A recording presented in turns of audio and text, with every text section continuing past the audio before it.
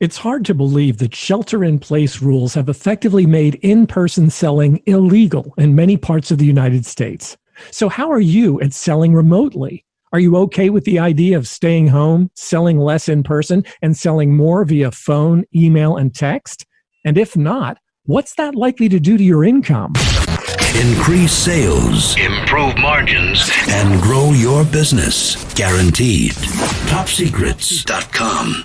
Now, David Blaze. Hi, and welcome to the podcast. Today, co-host Chris Templeton and I will be talking about using phone, email, and text to replace in-person selling. Welcome, Chris. Hi, David. You know, to me, selling on the phone doesn't seem all that different from selling in person. As a matter of fact, that's been my primary way of sales over the last, almost 20 years. But I know not everybody agrees. How critical do you think remote selling is going to be going forward? I think it's going to be really critical going forward. I mean, obviously, over the course of the past couple of months, the world has demonstrated how if you want to sell something and you can't do it remotely, you're going to have a lot of trouble. So yeah, going forward, I think it's going to be just as important, if not more important, because as restrictions continue to be lifted, a lot of people are going to be tempted to think, okay, we're going to be able to move back to business as usual. And maybe we will, and maybe we won't. We just don't know. But in the meantime, I know there are a lot of people who started working from home who said, you know what, this isn't too bad. And there are probably going to be businesses who are looking at the expense of having an office and saying, maybe I don't need that. Maybe we can do more simply by working at home. And as things like that start to happen, I think a lot of people are going to be in the situation where they're going to have to start adapting. And even if they don't, if you're able to sell both in person and remotely on the phone or whatever, it just increases your horizons. It allows you to reach more people more quickly. It allows you to identify the targets you want to go after and be able to go after them without having to physically be in front of them. So I think regardless, it's just a good skill to have. And now is the perfect time to make sure that you're developing and honing that skill. And I think it's really important to just say straight up, you know what, we may get back to business as usual someday, but I think that if what you're doing as a business person is pinning your hopes on that, you're going to be waiting a long time, number one. Yep. And number two, once you begin to practice with some of these online tools, having online meetings, it becomes not an issue at all. And I would encourage people to really think about what it is that they're telling themselves. If they think that this is a negative way to do business, look at your story about why and really think about, gee, what if I were good at this? How would I feel about it then? And I think that we've got to really bridge that gap in our own minds to begin with, don't you? I do. You mentioned the fact that you've done a lot of selling on the phone and online over a long period of time. I'm in exactly the same situation. So to that extent, because we both have that experience, we're to whatever extent, if not jaded, then at least biased in our opinion, because we know how well it can work. But I recognize that there are people listening to this podcast who are not in that situation. They've done face-to-face for the bulk of their lives, and that's what they're used to, and they may have trouble adapting. And the purpose of this podcast is to do two things. One is to say to people who have not sold successfully remotely, hey, look, you can probably do this, and we're happy to help you to try to figure out how to make that happen. And also for those who are good at it, to recognize that you possess a skill that is really necessary right now. So if you're working for someone else, that is a skill that could be coveted by other employers. If you own your own business, recognize it gives you a tremendous advantage. And just realizing that the more different ways we have of accomplishing a particular result, particularly when it comes to selling products and services, the better off we are, because we just never know what's going to change, what's going to happen. If 3 months ago you had said to me, hey, guess what, David, you're not going to be able to leave your house right. for a period of time, I wouldn't have believed it. But here we are. And so I think anything can happen at any time. We all kind of know that. But if this isn't a wake-up call, I don't know what is. Yeah, I think you're right on the money. And again, I want to just encourage people to play around with the idea of what would my ideal way of working from home being understanding that that may not be my most desired way to do things. There's still value in it. And as you said at the beginning of the podcast, turns out that working from home isn't so bad. And maybe it saves me some expenses in terms of commuting or an office. And I have found working remotely to just be such a pleasure. And I want people to know that it can be. Yes, it absolutely can be. And yeah, look for the good. I mean, that's probably good advice anytime. Look for the good. Try to find ways of adapting to the situation and making it better. If you're adapting from in-person selling to telephone selling or remote selling via online or whatever, one of the first things that comes to mind is, okay, well, how am I going to be able to establish rapport with people? Because if I'm used to doing it in person, then doing it online or doing it on the phone is going to be different. So when we think about doing this, recognize that, okay, yeah, it might be a little different. We might have to approach things a little differently, but it can be done. And many of the same things have to happen. We basically have to be able to say, okay, I need to be able to establish rapport with someone. How am I going to do that? What do I have to do to make that happen? Let's say I'm on the phone instead of in person. Right. Obviously, if you're in front of somebody, it's a lot easier to get and hold their attention as long as they're not completely rude. If you've been in sales for any length of time, you've probably been in a face-to-face appointment with someone who wasn't paying attention to what you were doing and they're looking around and checking their email. That's about the worst. But imagine that if the person's on the phone, you can't even see a lot of this stuff happening. So I think part of the approach has to be really tuning in to the conversations that we're having with people, trying to pay attention. Okay, what is probably going on the other end of this phone or this Skype session or whatever it is that I'm doing? And is this person engaging with me? Am I getting full responses? Are they as engaged as they can possibly be? And if the answer is no, then we really need to fine tune the conversation. We need to start working on things that we can do and say to get them re-engaged and make sure that we're keeping them right there with us the whole time. It's a great point. I guess one of the things that comes up for me is, we talk about the different ways that you can be selling remotely and not in person. And I think we got to take a look at when I'm online or on a phone, that I'm engaged with them as much as I'm looking for them to be engaged with me, right? What am I doing to make sure that they're a part of the conversation and this isn't just me delivering a sales pitch? Or a monologue, yeah. The other thing that comes up is when we're trying to build rapport remotely, we can do it with text, we can do it with email. What's your sense of, can we be as effective with these vehicles as we are in person or on the phone? It's a great question. Can we be as effective? I want to say yes. I don't know that that's going to be true for everyone, but maybe a better question is, can we be effective enough? Can we be effective enough to be able to continue establishing rapport, continuing to generate leads, continuing to make sales?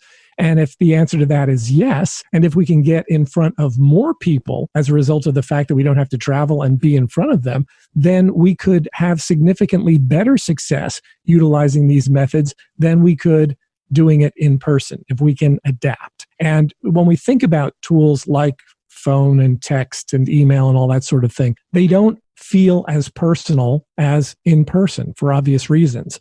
Can you communicate as effectively using text as you can in person? Probably not. But as a component, it can be very helpful.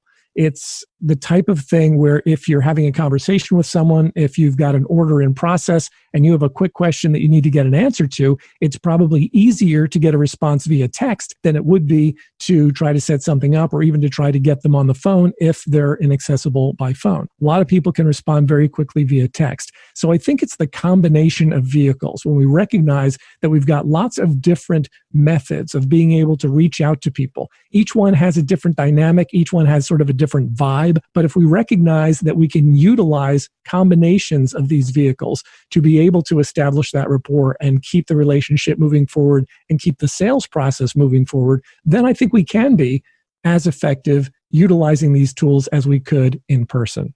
I agree with you. However, I think one of the things that happens that keeps us from being as effective is that we have a tendency to be a little bit more stiff in our communication when we're, I think, less so texting, but definitely more so with email.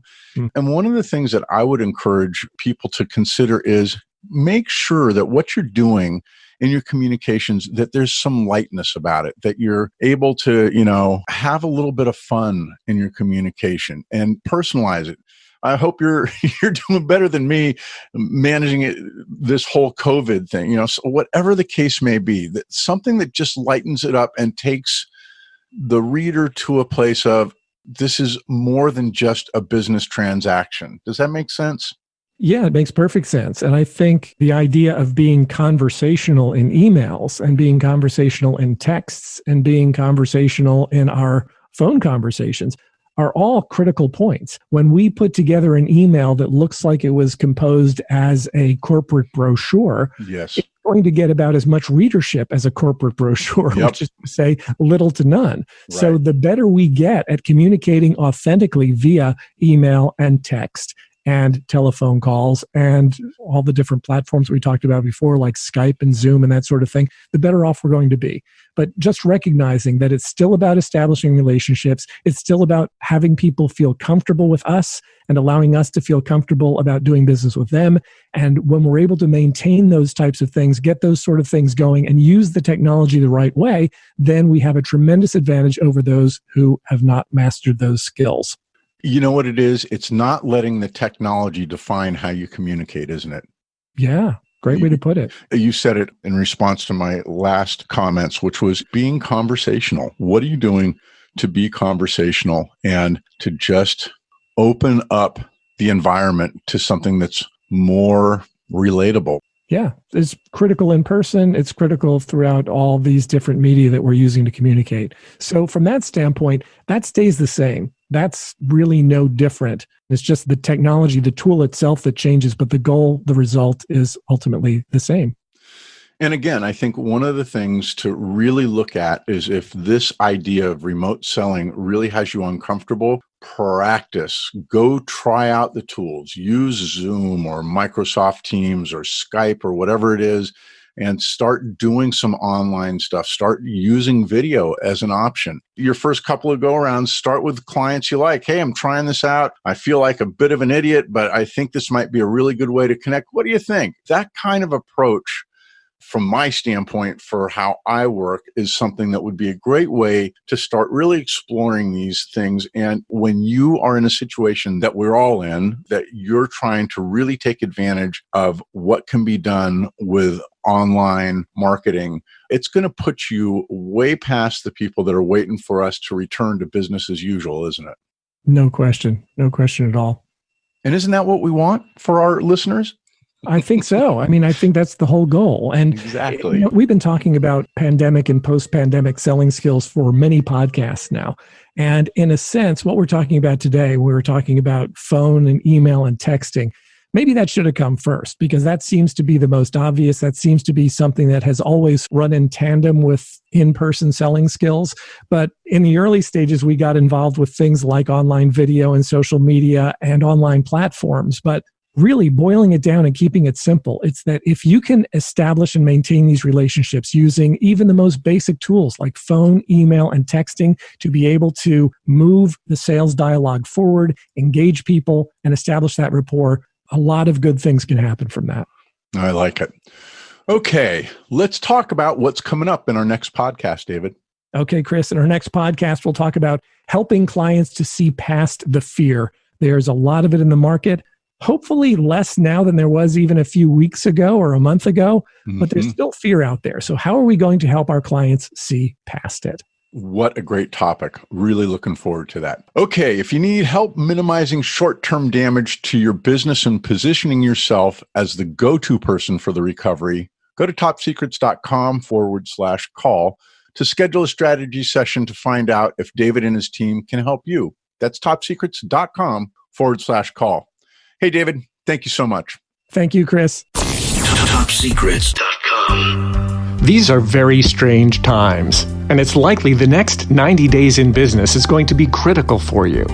So if I offered to work with you virtually over the next 90 days to help you to minimize the short-term damage to your business and position yourself perfectly for the long term as the go-to person in your market while everyone else is too afraid to move, would you take me up on that offer?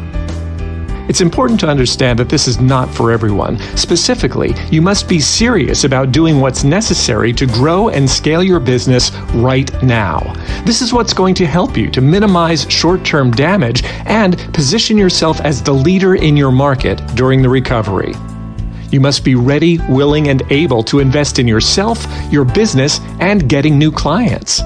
You must be willing to follow very specific instructions. You must be friendly and coachable. And you must be ready to start now. This is not for those who want to wait it out. If you meet all 5 of those criteria, schedule a one-on-one strategy session with us to determine if we're a good fit to work together. Please only schedule a time when you know you'll actually show up. Just go to topsecrets.com/call. That's topsecrets.com/call. Increase sales, improve margins, and grow your business. Guaranteed. Top Secrets. Topsecrets.com.